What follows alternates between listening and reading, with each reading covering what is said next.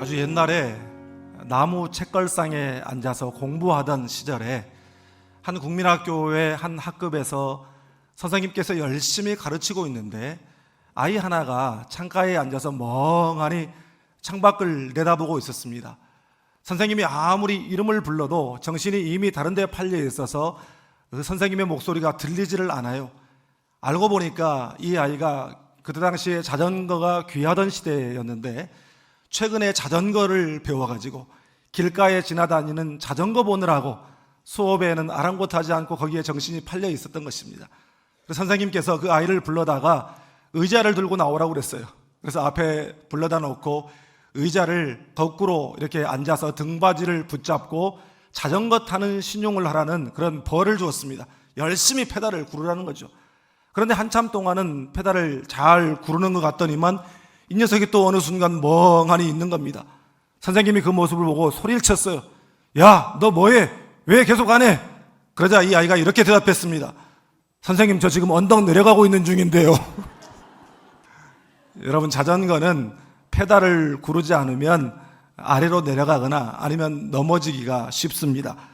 여러분, 2023년 새해는 우리 교회나 또 우리 개인의 믿음이 내려가는 교회, 내려가는 믿음이 아니라 올라가고 더하는 새해가 될 수 있기를 주님의 이름으로 축복합니다. 어떤 분이 세상에는 네 유형의 사람들이 있다 이렇게 이야기를 하면서 네 가지로 분류를 했습니다. 더하는 사람이 있는가 하면 빼는 사람이 있고, 곱하는 사람이 있는가 하면 나누는 사람이 있다는 것입니다. 어떤 사람은 자꾸만 더해주는데도 스스로 빼는 사람이 있고, 또 어떤 사람은 자꾸만 곱해줘도 스스로 나누고 흩트는 사람이 있습니다.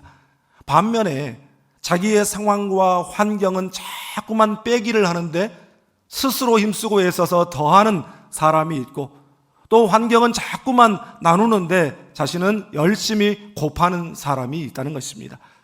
여러분, 이것은 사람의 유형뿐만 아니라 오늘날 이 시대에 존재하는 교회도 그런 것 같아요. 더하는 교회, 빼는 교회, 곱하는 교회, 나누는 교회가 있습니다.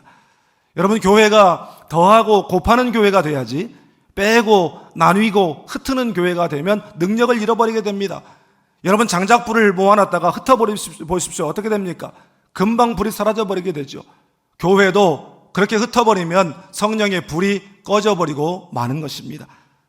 여러분, 그런 의미에서 오늘 본문에 나오는 초대교회, 이 교회의 원형인 예루살렘 교회는 날마다 더하는 교회, 즉 플러스 교회였습니다. 그리고 거기서 신앙생활하는 성도들은 또한 플러스 믿음을 가진 사람들이었습니다. 올해 우리 교회가 표어를 이번에는 총회 주제를 따라서 복음의 사람 예배자로 살게 하소서 이렇게 정했습니다. 그리고 그 표어, 그 주제 아래에서 3대 실천사항을 우리 장로님도 말씀하셨지만 더 모으고 더 세우고 더 섬기는 그런 한 해로 우리가 정했어요. 이 더 모이고라고 하는 이것은 하나님과의 관계를 말씀하는 것이고, 또 더 세운다라고 하는 것은 우리 공동체 안에서의 서로 지체와의 관계를, 그리고 더 섬기고는 이제 교회 밖 이웃들을 또 세상을 향한 그런 관계를 말하는 목표입니다.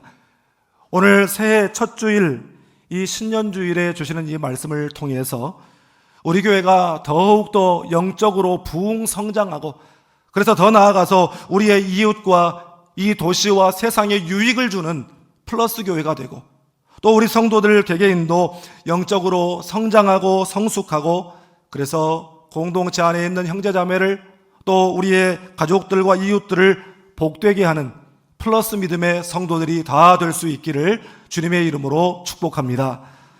먼저 오늘 본문 46절을 함께 읽겠습니다. 날마다 마음을 같이하여 성전에 모이기를 힘쓰고 집에서 떡을 떼며 기쁨과 순전한 마음으로 음식을 먹고. 아멘. 여러분 아시다시피 처음 이 땅에 생긴 교회는 오순절 성령 강림과 함께 동시에 생겨난 교회예요.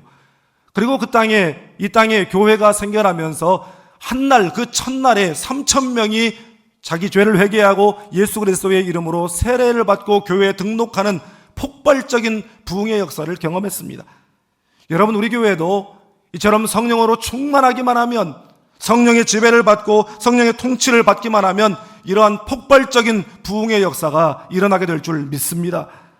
그리고 그들이 또한 처음 생긴 교회가 가장 먼저 한 일이 무엇이었는가 하면 하나님 앞에 예배드리는 일이었습니다.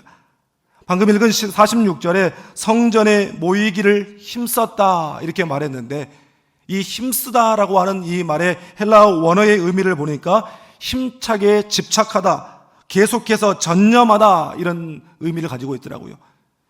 여러분, 우리 사람은 모두 다 하나님을 예배하기 위해서 지음을 받고 부름을 받은 사람들입니다.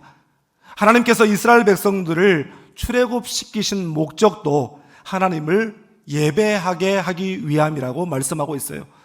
출애굽기 7장 16절에서 하나님께서는 내 백성을 보내라, 그러면 그들이 광야에서 나를 섬길 것이니라, 이렇게 말씀하셨습니다. 여러분, 이스라엘 백성들이 출애굽하는 것은 영적 의미로 구원을 말하는 것인데, 바로 이처럼 출애굽의 목적, 구원의 목적이 무엇이냐? 바로 하나님을 예배하는 자로 세우기 위한 것이다 라고 하는 그런 말씀입니다. 저희 아이들이 겨울방학을 맞이해서 짧은 일정으로 한국에 왔어요. 그런데 올 때 이 데이터 로밍 신청을 하지 않고 오다 보니까 집에 있을 때는 와이파이가 되니까 문제 없는데 밖에 나가면 답답한 거예요. 아이들은 인터넷이 안 되면 답답하죠. 친구들하고 수시로 문자도 보내야 되겠고 SNS도 해야 되는데 이게 안 터지니까 답답하죠. 그래서 차를 타고 가다가 제가 아이들한테, 얘들아, 아빠가 핫스팟 켜줄까? 그랬더니 동시에 예 하고 좋아하는 거예요. 제 휴대폰에서 핫스팟을 기능을 켜놓으면 아이들이 그것을 와이파이처럼 이제 사용해서 인터넷을 할 수 있기 때문이죠. 어떤 목사님이 예배는 핫스팟이다 이렇게 말하면서 이런 말을 했습니다. 우리 인생에 핫스팟이 필요할 때가 있습니다. 신앙적으로 하나님과의 관계가 절실하게 필요하다고 생각되는 순간이죠. 핫스팟은 두 가지 중요한 역할이 있습니다. 하나는 내 데이터가 바닥나거나 연결할 수 없을 때 핫스팟에 접속하는 것이고, 또 다른 하나는 우리 주변에 접속이 안 되는 사람들에게 내가 가지고 있는 핫스팟 기능으로 그들이 인터넷에 연결할 수 있도록 해주는 것입니다. 예배를 통해 하나님과 접속하게 되면 충만한 은혜로 말 그대로 풀로 충전이 되고, 그렇게 영적으로 충만한 예배자들이 삶의 자리로 흩어지게 되면 그들이 서 있는 자리, 살아가는 자리 곳곳에서 핫스팟이 켜져서 그들을 통해 사람들이 하나님과 접속하게 된다는 것입니다. 얼마나 멋진 표현이든지요. 여러분, 우리의 신앙이 힘이 있으려면, 능력이 있으려면 우리가 영적으로 하나님께, 또한 성령님께 늘 플러그인 되어 있어야 되는 것입니다. 그것이 바로 예배이고 그것을 위해서 우리가 열심히 모여야 되는 것이에요. 하나님께서는 시편 50편 5절에서 나의 성도들을 내 앞에 모으라, 그들은 제사로 나와 언약한 이들이니라, 이렇게 말씀하고 있어요. 모여라 하는 것은 하나님의 명령이에요. 모여서 뭐하러 모입니까? 하나님을 제사하기 위해서, 하나님을 예배하기 위해서 하나님께서 모이라고 말씀하시는 것입니다. 여러분, 유명한 영어 속담 중에 out of sight, out of mind라고 하는 말이 있어요. 눈에서 멀어지면 마음에서도 멀어진다는 것이죠. 여러분, 우리의 구역 모임, 목장 모임, 예배도, 교회도 다 마찬가지예요. 여러분, 사랑함으로 모이기에 힘쓸 수 있기를 바랍니다. 새해에는 여러분 예배 생활에서 한 걸음 더 하기를 실천할 수 있기를 바라요. 한 번 더 모이고 한 번 더 예배하고, 바로 이 예배에 대한 열심이 회복됨으로 올 한 해는 무엇보다도 하나님과의 관계가 깊어지는 복된 한 해가 될 수 있기를 주님의 이름으로 축복합니다. 다음으로 본문 44절 45절 함께 읽겠습니다. 믿는 사람이 다 함께 있어 모든 물건을 서로 통용하고 또 재산과 소유를 팔아 각 사람의 필요를 따라 나누어 주며 아멘. 여러분, 초대교회는 섬김과 나눔이 있는 사랑의 공동체였어요. 먼저는 공동체 안에서 서로가 서로에게 필요를 채워주면서 서로를 섬겼습니다. 어느 공동체든지 부유한 사람이 있는가 하면 가난한 사람이 있어요. 조금 넉넉한 사람이 있는가 하면 늘 부족한 사람이 있습니다.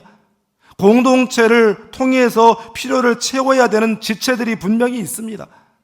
사도 바울은 갈라디아서 5장 13절에서 형제들아 너희가 자유를 위하여 부르심을 입었으나 그러나 그 자유로 육체의 기회를 삼지 말고 오직 사랑으로 서로 종노릇하라.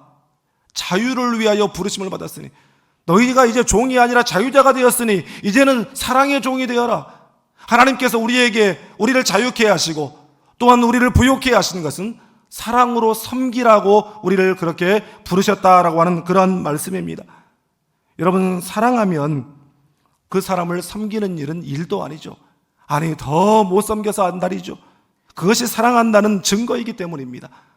그래서 예수님께서는 요한복음 13장 34절 35절에서 사랑의 세 계명을 우리에게 주신다 이렇게 말씀하시면서 35절에서 이렇게 말씀하십니다. 우리 이 말씀 35절 함께 읽습니다. 너희가 서로 사랑하면 이로써 모든 사람이 너희가 내 제자인 줄 알리라. 아멘. 서로가 서로를 사랑으로 섬기는 공동체가 진정으로 예수 공동체요 제자 공동체인 줄 믿습니다. 또한 초대교회에는 그 공동체 내부에서만 서로 사랑으로 섬긴 것이 아니라 공동체 바깥에도 예수 그리스도의 이름으로 예수님의 십자가 사랑으로 이 사랑의 나눔을 실천했습니다. 여러분, 예수님의 사랑, 그 십자가 사랑의 대상은 제한이 없고 제약이 없어요. 이 자리에 앉아있는 분들만 예수님의 그 십자가 사랑의 대상이 아니라 이 공동체 바깥에 있는 사람들, 아직 믿지 않는 사람들까지도 다 그 사랑의 대상인 줄 믿습니다. 누구든지 그 사랑이 필요한 사람이라면 기꺼이 그 사랑을 나누고 주께로부터 받은 그 은혜를 나누는 그러한 공동체였다라고 하는 것입니다. 우리 순천 시내에서 목회를 잘 하시고 은퇴하신 한 목사님의 사모님이 계시는데 이 사모님이 최근에 노인 방문 요양보호사 자격증을 따서 그 일을 하고 다니시더라고요. 제가 물었죠. 사모님, 목회하시느라고 평생 고생하셨는데 좀 쉬지 왜 그걸 하십니까? 그랬더니 아이고 목사님, 그런 소리 마십시오. 그 일이 나에게는 삶의 활력소입니다. 아니, 어떻게 그렇습니까? 그랬더니 이분이 하시는 말씀이 이 독거노인들, 혼자 사시는 노인들, 자기 스스로 이렇게 이러저런 일을 할 수 없는 분들을 찾아가셔서 그분들을 돕는 그런 일을 하는데 그분들을 찾아가셔서 말벗이 되어드리고 또 전도도 하고 성경 이야기도 들려드리고 또 그분들의 삶의 예환도 들어드리고 함께 기도하고 하면서 그분들의 표정이 바뀌고 활기가 돋아나고 건강해지고 또 예수 믿겠다고 작정하는 사람들이 한 사람 두 사람 늘어가는 것을 볼 때에 너무너무 기쁘고 좋다는 거예요. 그래서 일평생 교회 목회를 하면서 섬기는 일을 했지만 지금 이 일이 너무너무 보람되고 하나님께서 기뻐하시는 그런 일이라는 것입니다. 여러분, 프랑스 영성공동체인 떼제공동체의 찬양인, 여러분도 아시겠지만 사랑이 있는 곳에, 사랑의 나눔이 있는 곳에 하나님께서 계시도다, 이런 찬양이 있어요. 우리 주님은 섬기러 이 땅에 오셨다고 하셨습니다.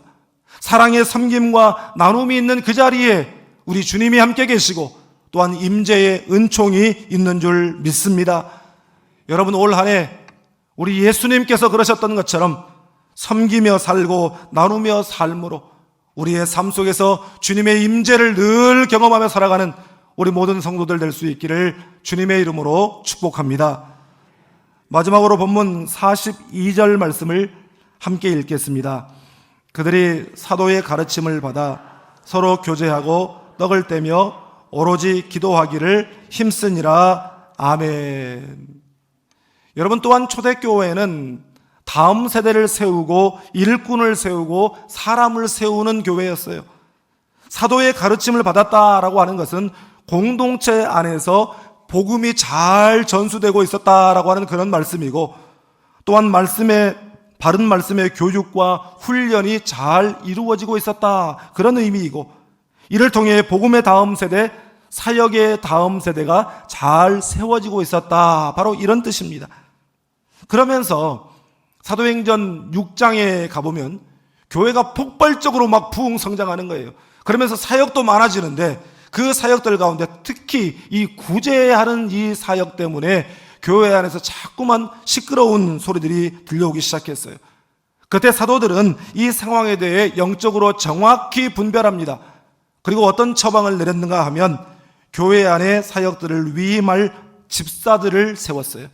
다시 말해서 평신도 사역자들을 세워서 그 일을 감당하도록 위임한 것입니다. 또한 출애굽기 18장에 보면 모세의 장인 이드로가 모세에게 조언을 내서 이제 모세가 백성들 가운데 천부장, 백부장, 50부장, 10부장을 세워서 이스라엘 공동체의 조직을 개편하는 갖추는 그런 내용이 거기에 나옵니다. 이 일은, 하나님의 일은 혼자 할 수 없고 함께 해야 된다라고 하는 이 사실을 통해서 팀 사역의 중요성을 역설하고 있는 것이고, 또 하나 이 본문이 우리에게 주는 중요한 교훈 중에 하나는 무엇이냐면, 하나님 나라의 일꾼은 태어나는 것이 아니라 만들어진다라는 사실을 우리에게 말씀하고 있습니다. 여러분, 올해 우리 교회 모든 사역팀은 팀 사역으로 전환하기를 위해서 기도하고 있습니다. 아시다시피 각 사역을 맡은 우리 장로님들이 사역 부장이 계셔요. 그리고 우리 교회에는 각 사역을 또 담당하고 지도하는 담당 부목사님들이 계십니다. 그런데 이분들이 이제 그 사역 부서 안에서 정말 실제적이고 구체적이고 실무적인 많은 팀들을 만들어요. 그리고 그 팀 안에서 우리 성도들 세대별로 정말 많은 성도들이 그 팀에서 활동할 수 있도록 그렇게 만들어서, 앞으로는 이제 우리 교회가 사역부장 중심으로 일을 해나가는 것이 아니라 사역팀 중심, 실무팀 중심으로 사역이 진행될 수 있도록 그렇게 전면적으로 그 기틀을 마련하는 그런 해가 올해가 될 것입니다. 여러분, 아프리카 속담 중에 빨리 가려면 혼자 가고 멀리 가려면 함께 가라는 말이 있어요. 도처에 그 아프리카 정글에 도처에 그 짐승들과 또 적들의 위협이 도사리고 있기 때문에 먼 곳으로 이동하기 위해서는 누군가 함께해야 안전하고, 또 함께하는 사람이 있어야 끝까지 목표 지점까지 다다를 수 있다는 뜻입니다. 여러분, 교회 공동체 안에 똑똑한 사람, 재능 있는 사람, 능력 있는 사람, 사회에서 인정받는 사람들만 앞서서 일을 한다고 한번 생각해 보십시오. 물론 일을 그렇게 하면 일이 효과적으로 빨리 잘 될 것입니다. 여러분, 그러나 그것은 멀리 가지 못해요. 결국 사역의 단절을 가져오고 마는 것입니다. 앞에도 말씀드렸지만 하나님 나라의 사역은, 여러분, 사역자들은 태어나는 것이 아니라 만들어지고 세워지는 것이에요. 제가 본 영화 중에 참 기독교 영화라고 할 수 있는 참 감동적인 영화가 있습니다. 미국의 유명한 풋볼 선수인 마이클 오어라고 하는 사람의 실제 스토리를 그린 블라인드 사이드라고 하는 영화예요. 그 영화에 보면 이 주인공 흑인 소년 하나가 나옵니다. 이 아이는 흑인 빈민가에서 태어나서 그나마도 가족들에게 버림을 받아서 갈 데 없는 그런 신세, 어디를 가도 천덕꾸러기밖에 되지 않는 그러한 아이로 자라났어요. 그런데 이 아이가 고등학생이 되어서 어느 추수감사절 전날, 이 반팔 티셔츠 차림으로 굉장히 추운 날이었는데 체육관을 가기 위해서 걸음을 옮기고 있는데, 그때 차를 몰고 가던 아주 부유하고 신실한 기독교 가정, 그 가정에 리앤이라고 하는 아줌마가 남편에게 차를 세우라고 합니다. 저 불쌍해 보이는 아이를 데려다가, 이 추수감사절은 미국에서 가장 큰 명절이거든요. 우리나라의 설날과 같은 그런 명절이에요. 그래서 저 아이가 아마도 이 가족도 없는 것 같고 돌봄을 받지 못하는 아이로 보이기 때문에 데려다가 따뜻하게 음식도 좀 먹이고 하루라도 좀 따뜻하게 재워보내야 되겠다 싶어서 차에 태웠습니다. 그리고 이제 집에 데리고 가서 그 아이를 씻기고 옷을 내어줘서 갈아입히고 저녁 만찬을 함께 하는 가운데 그 아이의 인생 이야기를 듣게 됩니다. 너무너무 가슴이 아픈 거예요. 그래서 이 아이를 좀 도와서 이렇게 꼬여버린 그 상황을 좀 해결해 줘야 되겠다라고 시작한 그 일이 결국에는 그 아이를 그 가정의 가족으로 입양하게 되었습니다. 그런데 고등학생 아이가 150kg의 거구에다가 배운 바는 없고 할 줄 아는 것도 없는데 이 아이가 글쎄 풋볼에 천부적인 재능을 가지고 있다는 사실을 가족들이 발견하게 돼요. 그래서 이 아이를 후원하고 가르치고 또 연단시켜서 결국 미국에서 유명한 이름 있는 그런 풋볼 선수로 이 아이가 세워지게 되었다라고 하는 사실입니다. 여러분, 누군가 사랑으로 돌봐주고 격려해주고 재능을 발견해서 다듬어주고 도움으로써 한 사람의 인생이 이렇게도 180도 달라질 수가 있다라는 이 사실로 인해서 감동을 주는 그러한 스토리입니다. 여러분, 우리 공동체 또한 우리들의 인생 가운데에도 이런 아름다운 간증들이 넘쳐나게 되기를 주님의 이름으로 축복합니다. 여러분, 우리 모두는 본래 이 소년처럼 어두운 데에 버려졌던 쓸모없는 사람들, 아무런 가치도 자격도 없는 그런 사람들이었어요.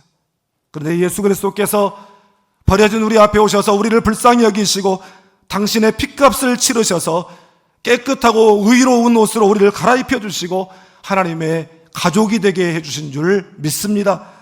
여러분, 이것이 바로 우리 주님의 세움의 사역이에요. 우리 주님은 12제자만 세우신 것이 아니라 70인의 전도자를 세우셨고 500여 형제를 세우셨고 또한 오늘날 우리를 하나님의 자녀로, 예수님의 제자로, 하나님 나라의 일꾼으로 세우신 줄 믿습니다. 여러분, 우리가 어떤 자격이 있어서, 무슨 공로가 있어서, 어떤 일에 전문성을 가지고 있어서 우리를 부르신 것이 아니에요. 하나님께서 우리 예수님을 유대인들이 건축자의 버린 돌처럼 버렸지만 그를 들어 진모퉁이의 머릿돌이 되게 하신 것처럼, 이 머릿돌이라고 하는 것은 건축물의 중요한 역할을 감당하는 그러한 이 돌인데, 우리도 쓸모없이 가치 없이 버려졌던 우리들을 부르시고 모으셔서 하나님 나라를 위해, 복음을 위해, 교회를 위해 중요한 역할을 감당하는 일꾼으로 또한 사역자로 우리를 불러주신 줄 믿습니다. 여러분, 교회 안에는 여러 사역들이 있어요.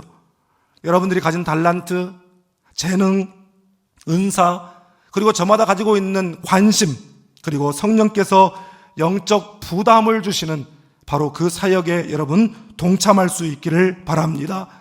또한 여러분들의 가정에서나 교회에서나 서로 말을 할 때 같은 말이라도 세워주는 말을 하고 하나님 나라와 복음의 귀한 일꾼 되도록 불러서 누군가를 끼워주고 가르쳐주고 도와주고 세워주는 우리 교회 모든 성도들이 될 수 있기를 주님의 이름으로 축복합니다.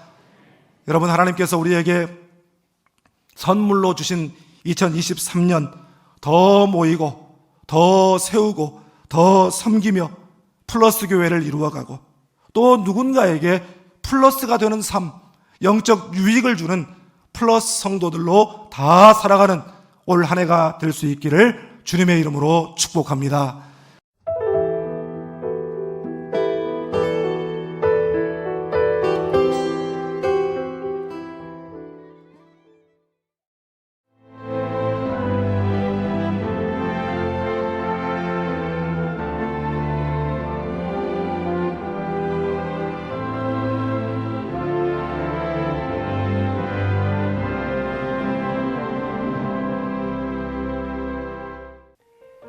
CBS를 사랑해주시는 전남지역 청취자 여러분, 안녕하십니까? CBS 재단 이사장 꿈의 교회 김학중 목사입니다. 여러분의 사랑과 관심 덕분에 전남 CBS가 순천시 장천동에 새로운 사옥을 마련하게 됐습니다. 이 방송국 사옥이라는 것은 단순히 건물을 짓는 의미에 지나지 않습니다. 전남 지역 복음 전파와 특별히 다음 세대를 위한 미래 비전을 세우는 일입니다. 코로나19로 모든 활동이 중단되고 또 관계가 단절되는 상황이지만 우리 CBS 방송만큼은 우리의 발길이 닿지 않는 곳까지 구석구석 하나님의 말씀을 전하는 위대한 힘을 지니고 있습니다. 이 방송이 믿음의 반석 위에 굳건히 세워질 수 있도록 여러분들께서 벽돌 한 장 한 장씩 쌓아가는 마음으로 전남 CBS를 위해 후원해 주시고 기도해 주시기를 간곡히 부탁드립니다. 여러분의 이 작은 행함이 CBS를 통해서 교회 공동체를 회복하고 누군가의 믿음을 소생시켜 줄 굳게 믿습니다. 여러분 한 분 한 분을 축복합니다.